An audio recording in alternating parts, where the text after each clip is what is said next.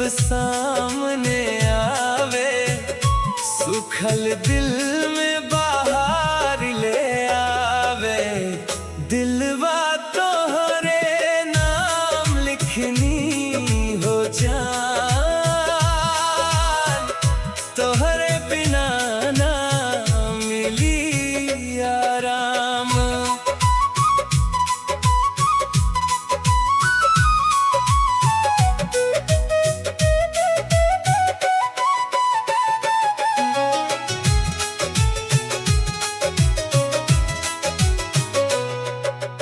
पहला नजर में प्यार हो गई, दिलवा हमार बेकरार हो गई।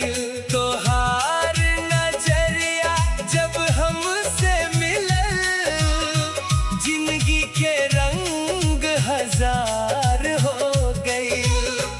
तोहार बोली मिश्री से मीठ, तोहार चाल लागे बड़ी नीक। तू साथ रहे तो दुनिया सुंदर, तू दूर रहे ता सब कुछ फीका। दिलवा तोहरे नाम लिखनी हो जान, तोहरे बिना ना मिली आराम।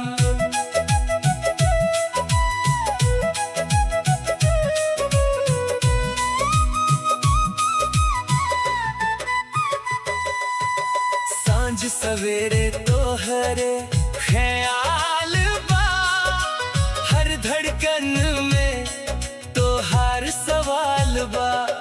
कब आई बू तू हमरा अंगना, दिलवा में बस ले तोहार प्यार बा। तोहरा खातिर चांद से लड़ जाइब, दुनिया से भी हम भिड़ जाइब। बस हाथ पकड़ के साथ निभाई, जिंदगी भर तोहरा संग रह जाइब। दिलवा तोहरे नाम लिखनी हो जान, तोहरा के माननी अपन भगवान।